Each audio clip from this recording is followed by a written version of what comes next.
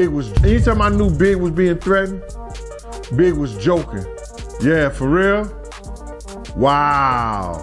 Yeah, taking it like that. Yeah, taking it like that.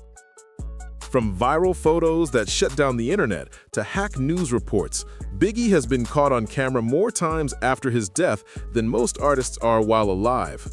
Today, we break down 10 moments that kept the world convinced that the King of New York never really left. The 2017 bachelor party photo phenomenon.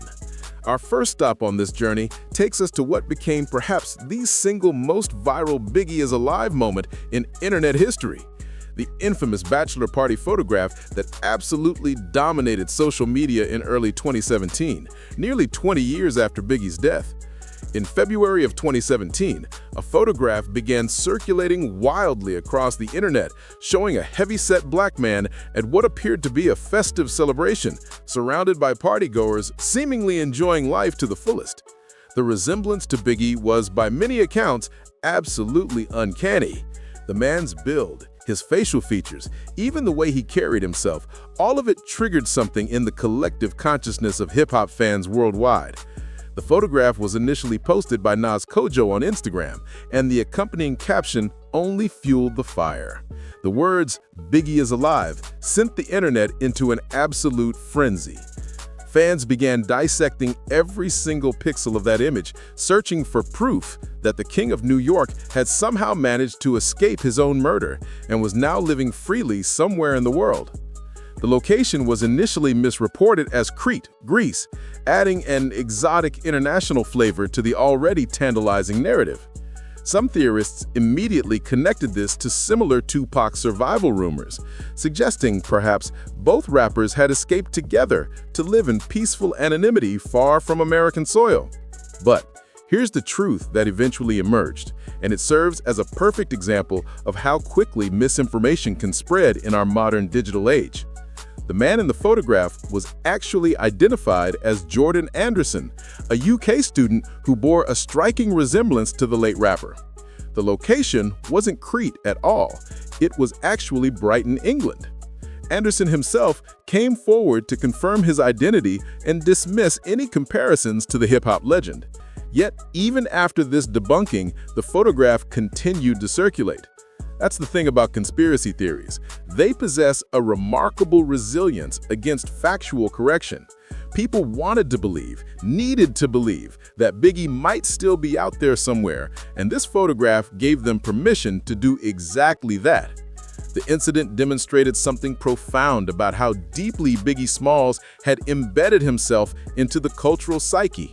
20 years after his murder, a single photograph of a lookalike could still generate worldwide conversation and spark genuine hope among devoted fans. The PBS hacker hoax of 2011. Now, let's rewind to 2011, when one of the most audacious and technologically sophisticated Biggie survival claims emerged, not from the shadows of internet forums, but from what appeared to be a legitimate news source. In 2011, the activist collective Anonymous decided to demonstrate just how vulnerable mainstream media systems really were. Their target? The Public Broadcasting Service, PBS. What they did next would spark one of the most memorable moments in the history of hip-hop conspiracy theories. The hackers broke into PBS's website and published a completely fabricated news article claiming that Tupac Shakur was not only alive, but had been discovered living in a small resort town in New Zealand. But they didn't stop there. The false report went on to claim that Biggie Smalls was there with him. The two former rivals apparently having reconciled their differences and chosen to live out their days together in peaceful obscurity on the other side of the world. For a brief, chaotic moment, this story spread like wildfire. The PBS domain lent an air of legitimacy to the claim that no random social media post could ever hope to achieve. People who might normally dismiss such theories found themselves clicking, reading, and wondering if perhaps, just maybe, there was some truth to it all. Of course, the story was quickly identified as a hoax, a pointed political statement by Anonymous about media security rather than any genuine claim about the rapper's survival. But the damage in terms of feeding conspiracy appetites had already been done. The story became embedded in the lore surrounding both Tupac and Biggie's deaths, frequently referenced in discussions about their alleged survival. What made this particular hoax so effective was how it played into existing narratives. The idea that Tupac and Biggie, two men whose feud was blamed for their deaths, might have secretly made peace and escaped together represented a kind of poetic justice that fans desperately wanted to believe. It transformed a story of senseless violence into one of redemption and brotherhood. That was in the game. You understand what I'm saying? I had real gangsters. New Zealand, with its remote beauty and distance from American media scrutiny, seemed like the perfect hiding place. The theory suggested both men had grown weary of the spotlight, the violence, and the constant danger that came with their fame. Together, they had found peace. It was, of course, completely fiction, but the fact that it spread so rapidly demonstrated the enduring power of hope in the face of tragedy. The alleged 2010 Eminem concert sighting. Moving along our timeline of alleged sightings, we arrive at another frequently discussed moment, the purported appearance of Biggie Smalls at an Eminem concert somewhere around 2010. This particular claim emerged through YouTube videos and social media discussions, suggesting that sharp-eyed concert attendees had spotted a man who bore an unmistakable resemblance to the late rapper somewhere in the massive crowd. The videos were analyzed frame by devoted theorists who believed they had captured definitive proof of Biggie's survival. The setting made a certain kind of sense within the conspiracy framework. Eminem, one of the most successful white rappers in history, had risen to prominence in the years following Biggie's death. If Biggie were somehow still alive and wanted to stay connected to the hip-hop world he loved, attending a major concert by one of the genre's biggest stars while hiding in plain sight among thousands of other fans seemed plausible, at least to those who wanted to believe. Theorists pointed to various details in the footage. The man's size, his apparent age, the way he moved through the crowd. Each observation became evidence in a growing case that Biggie had somehow managed to fake his death and was now living anonymously, occasionally venturing out to witness the evolution of the art form he helped shape. But official investigations and expert analyses consistently dismiss such claims as misidentification. People seeing what they desperately wanted to see rather than what was actually there. Concert footage is notoriously unreliable. Lighting conditions, camera angles, and the natural tendency to recognize patterns can easily lead to false positives. The Eminem concert sighting remained entirely unverified and unsupported by any concrete evidence. No one came forward to confirm they had seen or interacted with someone claiming to be Biggie. No photographs with clear resolution emerged. It remained simply another story in the vast collection of maybe moments that kept the conspiracy alive. What made it persist, however, was the emotional resonance. The image of Biggie quietly enjoying a hip-hop show, anonymous among the fans, free from the violence and pressure that had defined his final years. It was a beautiful fantasy, even if it remained nothing more than that. The global doppelganger phenomenon. Let's zoom out from individual incidents to address something much broader, the worldwide phenomenon of Biggie Smalls' doppelgangers that has persisted for nearly 3 decades since his death. Across the globe, from Jamaica to Greece to the United Kingdom and beyond, fans have continuously shared photographs of individuals who bear varying degrees of resemblance to the legendary rapper. Each new image that surfaces reignites discussions, arguments, and hope among those who refuse to accept that Biggie is truly gone. This phenomenon speaks to something deeper than mere wishful thinking. Biggie possessed a distinctive physical presence, his size, his facial features, his demeanor that made him immediately recognizable. But that same distinctiveness means that when people encounter someone with similar characteristics, the association is instant and powerful. Social media platforms have amplified this effect exponentially. What might once have been a conversation between friends at a bar can now become international news within hours. A photograph snapped in Lagos, Nigeria can reach fans in Brooklyn within minutes, each share adding fuel to the conspiracy fire. The geographic diversity of these alleged sightings has itself become part of the mythology. Theorists argue that if Biggie wanted to disappear, he would have chosen somewhere far from New York, perhaps Jamaica, given his Caribbean heritage, or Europe, where he might blend in more easily among communities less familiar with American hip-hop royalty. But here's what gets consistently overlooked in these discussions. In a world of nearly 8 billion people, the existence of individuals who resemble any given person, even someone as distinctive as Biggie, is statistically simply inevitable. Physical similarity, no matter how striking, is not evidence of survival. Medical records, autopsy reports released in 2012, and eyewitness testimony from those present at the shooting all confirm Biggie's death. His mother, Valletta Wallace, has spoken extensively about losing her son. His children have grown up without their father. The grief experienced by those who knew him personally cannot be dismissed simply because someone, somewhere, looks like him in a photograph. Yet, the doppelganger phenomenon continues, a testament to how deeply Biggie Smalls affected those who loved his music. Every lookalike becomes a possibility. Every photograph becomes potential proof. Every sighting becomes a story worth telling. The cryptic lyrics theory. Now we arrive at something entirely different, a category of evidence that doesn't involve photographs or physical sightings at all. Instead, it centers on Biggie's own words, his lyrics, the art he left behind. Biggie's posthumous album Life After Death was released just 16 days after his murder, and its eerie title immediately sparked speculation. The album contained tracks that seemed to foretell his demise with uncanny accuracy. Songs like You're Nobody Till Somebody Kills You appeared prophetic in retrospect, their dark themes taking on new significance in light of his violent end. Conspiracy theorists have spent years poring over these lyrics, searching for hidden messages that might suggest Biggie planned his own disappearance. They argue that an artist as intelligent and self-aware as Biggie wouldn't discuss death so explicitly unless he was planning something, perhaps using the album as a cryptic announcement that he would soon die to the world while actually living on in secret. This approach mirrors similar theories surrounding Tupac Shakur, whose adoption of the Machiavelli alias inspired by Niccolo Machiavelli, who wrote about the strategic value of faking one's death, has fueled decades of speculation. Some theorists have connected these dots, suggesting both artists embedded clues in their work that only true believers could decode. But experts and music historians offer a simpler explanation. Death was a consistent theme throughout Biggie's artistic career, beginning with his debut album, Ready to Die. This wasn't prediction or planning, it was artistic expression. Biggie grew up in an environment where violence and mortality were constant presences. His music reflected his reality, not some elaborate conspiracy. Furthermore, posthumous hip-hop albums often contain material that seems prophetic simply because artists who live dangerous lives frequently contemplate their own mortality. When someone dies young, any previous discussion of death automatically takes on added weight. Yet the lyrical analysis continues among dedicated conspiracy circles.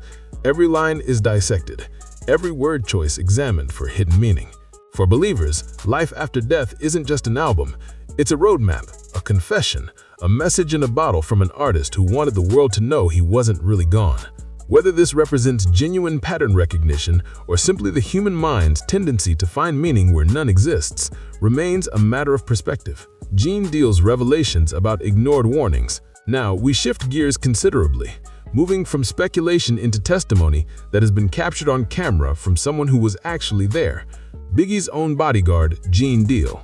Gene Deal has become one of the most vocal witnesses to the events surrounding Biggie's final days, and his accounts have been extensively documented in video interviews that continued to circulate and spark discussion. That was in the game.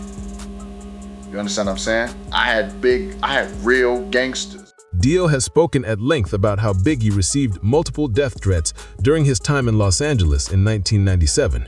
According to Deal's testimony, these warnings came from serious individuals with serious connections, not idle threats to be dismissed. Nobody believed me. Yo, Unique don't wick that shit like that. What Unique do when he came out of jail? What did Unique do? He went on somebody's platform. He said, I called Big Gene because I knew he would get the information to him. Perhaps most significantly, Dio has recounted how a kingpin named Unique, affiliated with major drug operations, called from prison specifically to warn Biggie. There's somebody did 26 years in a federal jail as a kingpin, brother. He called me to save Big's life. Tell them niggas not to go nowhere. It's a hit on them. You get this information from a kingpin, brother? The warnings were explicit. There was an active threat against Biggie's life, and he needed to leave Los Angeles immediately. But according to Deal, Biggie didn't take these threats seriously. I don't remember nobody saying or picking up a phone and saying that, oh, we got threatened or somebody threatened again. Anytime I knew Big was being threatened, Big was joking. Yeah, for real. Wow. Yeah, taking it like that. These revelations are significant not because they support survival theories. They actually do the opposite. paint a picture of a man who underestimated the danger he faced, but because they've been captured on camera and disseminated widely. Each time Dilly speaks, his testimony gets clipped, shared, and reinterpreted by various communities, including those who believe the level of threat awareness suggests Biggie might have had time to plan an escape. Dill's accounts also raise questions about the security arrangements that night and why certain decisions were made, adding fuel to broader conspiracy theories about who might have wanted Biggie dead and whether his murder could have been prevented. Greg Kading's on-camera investigation revelations. Let's now examine what remains perhaps the most authoritative on-camera discussion of Biggie's case: the extensive interviews given by retired LAPD detective Greg Kading, who led the task force that reinvestigated both Tupac and Biggie's murders. Kading has been documented extensively discussing his findings, and his testimony has become essential viewing for anyone serious about understanding these cases. There was a lawsuit being waged against the city by Valletta Wallace and her estate, alleging that there was corruption related to the murder, that either cops were involved directly in the murder or they were covering it up. And so as a result of this lawsuit, they put together a task force of individuals. I was one of those individuals, and we were reinvestigating Biggie's murder. What makes Kading's testimony so significant is his methodology. Unlike conspiracy theorists who work backward from conclusions, Kading emphasizes an evidence-based approach. And you have to understand the nature of a conspiracy theory. A conspiracy theory starts with a conclusion and then works backward to find evidence to support the conclusion.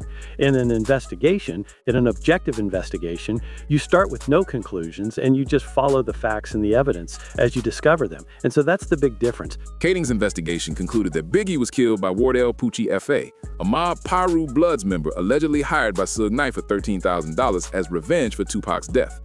This theory is detailed in Kading's book, Murder Rap, and a subsequent documentary. We're telling you definitively this is what took place in these murders. All of the empirical evidence, all of the facts lead you to draw this one and only conclusion. And so we're not competing against theories. Kading has explained why prosecution has been impossible. Well, you've got to keep in mind that the chain of events. You know, in 2009, when we get the confessions of the co-conspirators in these murders, at that point in time, the shooters in both murders are already dead. Wardell F.A. from the mob Pyro who shot Biggie, and Orlando Anderson from the Southside Crips who shot and killed Tupac, those guys were already dead. These on-camera revelations have been watched millions of times, offering what Kading describes as definitive conclusions rather than theories. For many, his documented testimony represents the closest thing to closure this case may ever see: the Valletta Wallace wrongful death lawsuit documentation. Any discussion of Biggie's case being caught on camera must include the extensive documented proceedings surrounding the legal battle his mother, Valletta Wallace, waged against the city of Los Angeles. In 2002, Valletta Wallace filed a wrongful death lawsuit against the LAPD, initially seeking $400 million, later increased to $500 million, alleging that corrupt police officers were involved in her son's murder and that the department engaged in a systematic cover-up to protect him. The lawsuit drew heavily from the work of retired LAPD detective Russell Poole, who had investigated connections between Death Row Records and officers implicated in the Rampart scandal, a massive corruption probe that exposed dozens of LAPD officers for various crimes, including robbery, drug dealing, and maintaining gang affiliations. Poole's theory, extensively documented through court filings and media appearances, alleged that officers David Mack and Rafael Perez had moonlighted as security for Death Row Records and conspired with Suge Knight to assassinate Biggie. The shooter was allegedly Amir Muhammad, a man whose appearance matched the police sketch of the suspect. These court proceedings generated thousands of pages of documented testimony and were covered extensively by media cameras. Every deposition, every witness statement, every piece of evidence became part of the public record, offering unprecedented insight into the investigation or lack thereof. The case ended in a 2005 mistrial after new evidence emerged and was ultimately dismissed in 2010 for procedural issues. But the documentation it produced continues to fuel both legitimate investigation and conspiracy theorizing. What's particularly significant is how Valletta Wallace herself spoke about the case. Her public statements expressing frustration with investigators and her belief in a giant conspiracy shielding high-profile figures were captured on camera repeatedly. A grieving mother demanding justice for her son became part of the visual narrative surrounding his death. This documented legal battle represents the institutional side of Biggie being caught on camera after death, not as a living person, but as an unsolved mystery that continued to generate headlines, court appearances, and media coverage for years after his murder. The documentary investigations. The visual documentation of Biggie's case extends far beyond news coverage and court proceedings. multiple documentary films have attempted to unravel the mystery, each one putting new witnesses, new evidence, and new theories on camera for public consumption. Nick Broomfield's 2002 documentary Biggie and Tupac became one of the most influential examinations of both murders. Broomfield interviewed witnesses who implicated Suge Knight and corrupt LAPD officers, presenting a compelling narrative of conspiracy and cover-up that shaped public perception for years. However, Broomfield later demonstrated remarkable intellectual honesty by acknowledging errors in his earlier work. In subsequent interviews and his 2021 documentary Last Man Standing, Suge Knight and the Murders of Biggie and Tupac, he revisited his conclusions with new evidence and witnesses. Last Man Standing presented new on-camera witnesses, including Leah Steinberg and Javier Hermosillo, who allegedly placed officers David Mack and Rafael Perez at the murder scene. The film included photographs and testimony suggesting these officers served as Knight's gang-affiliated bodyguards, adding new visual documentation to the conspiracy narrative. The Murder Rap documentary, produced in connection with Greg Kading's investigation, offered a competing on-camera narrative. Where Broomfield's films emphasized police conspiracy, Kading's documentary focused on gang retaliation, presenting witness confessions and investigative conclusions that pointed toward Poochie F.A. as the shooter. USA Network's 2018 series Unsolved dramatized the investigations, adding another layer to the visual documentation. While fictional in its recreations, the series drew from actual case files and brought new attention to the unsolved nature of both murders. Each of these documentaries contributes to the broader phenomenon of Biggie being caught on camera after death, not as a living person, but as an enduring mystery that continues to generate new footage, new interviews, and new theories with each passing year. The cumulative effect of this documentary output has been to keep Biggie's case perpetually in the public eye. Each new film generates renewed interest, fresh debate, and occasionally new witnesses willing to speak. The cameras never stop rolling on this story, ensuring that even decades after his death, Biggie Smalls remains a constant presence in hip-hop discourse, the social media era of perpetual speculation. Finally, we arrive at the present day, where social media platforms have transformed how Biggie's legacy and the mysteries surrounding his death are discussed, shared, and perpetuated. Every year, particularly around March 9th, the anniversary of his death, social media platforms light up with remembrances, tributes, and inevitably, conspiracy theories. Screenshots of alleged sightings circulate. Old photographs are re-examined. Threads analyzing his lyrics for hidden messages gained thousands of retweets. Platforms like X, formerly Twitter, have become hubs for ongoing speculation. Some posts treat the survival theories as jokes, referencing Biggie being in protective custody or living on an island somewhere with Tupac. Others approach the subject with apparent sincerity, sharing whatever evidence they believe supports the idea that the King of New York never really died. YouTube has proven particularly significant, posting not just the documentary content we discussed earlier, but countless fan-made videos analyzing every aspect of the case. Some channels have built substantial followings by regularly posting content about Biggie's death, keeping the conversation and the conspiracy theories perpetually alive. The interview clips from Gene Deal, Greg Kading, and others get continuously clipped and reshared, each one generating new comment sections where believers and skeptics argue their positions. Every clip becomes potential evidence for someone, somewhere. Reddit communities dedicated to hip-hop history, true crime, and conspiracy theories maintain active discussions about both Tupac and Biggie's deaths. Detailed timelines are constructed, evidence is analyzed, new theories are proposed. The crowdsourced investigation never ends. What's remarkable is how this digital documentation has created a kind of eternal present for Biggie's case. Unlike cold cases from earlier eras that might fade from public memory, the continuous content generation ensures that new generations of fans encounter the mystery and add their own voices to the conversation. Recent developments, like the 2023 arrest of Dwayne Keefe B. Davis for Tupac's murder, have sparked renewed interest in Biggie's case as well. Social media exploded with speculation about whether similar breakthroughs might come, whether the cases were connected, and what new information might emerge. In this sense, Biggie is continuously caught on camera in the digital age, not as a living person, but as an enduring presence in our collective digital conversation, perpetually discussed, perpetually analyzed, perpetually mourned. That brings us to the end of this story. For more interesting videos like this, click on the cards on the